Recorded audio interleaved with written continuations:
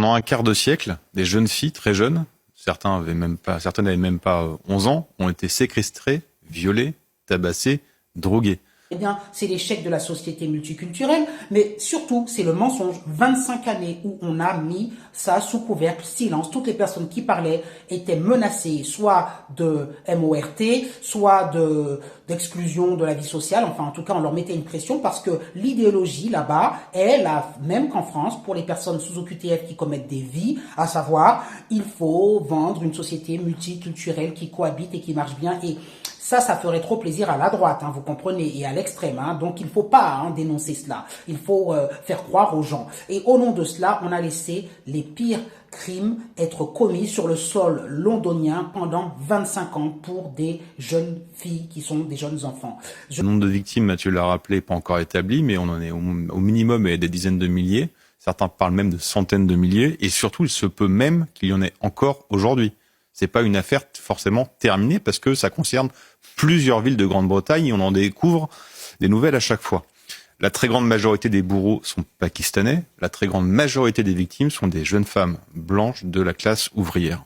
Je trouve cela abject et inadmissible, mais c'est pour vous montrer jusqu'où peut aller l'idéologie quand la gauche, la fameuse gauche que vous connaissez en France, LFiste et toutes ces personnes-là veulent absolument avoir raison et qu'ils sont percutés par le réel. Le réel, ce sont des Pakistanais qui sont revanchards par rapport à un passé où ils estiment que les Blancs ont persécuté leur peuple et qu'il faut montrer à ces hommes qu'ils ne sont pas capables de protéger leurs femmes en atteignant bien sûr ces femmes et en les dégradant, en faisant tout ce que vous savez qu'ils ont fait, qui sont des actes barbares.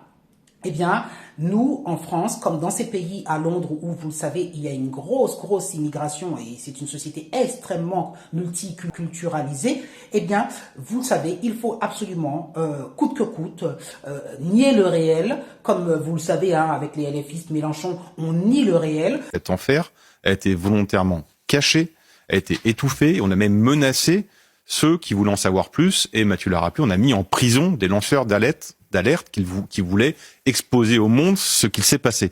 La raison, elle est simple, c'est que les bourreaux n'ont pas la bonne origine et les victimes non plus. Aujourd'hui, tout le temps en France, des femmes sont victimes de la même chose, alors même s'ils ne sont pas des gangs, mais de la part de migrants et qui sont la plupart du temps sous OQTF. Et de la même manière, on veut invisibiliser cette histoire et dire que la cohabitation se passe bien. Ces personnes-là, toutes les personnes qui défendent cette idéologie, pour moi, ont du sang sur les mains. Je vous souhaite une bonne journée. Alors, au nom de la lutte contre le racisme, on a censuré, menacé de mort sociale, caché des crimes et empêché que ça s'arrête. Ça signifie tout simplement que c'est un antiracisme complice de crimes, c'est un antiracisme qui détruit.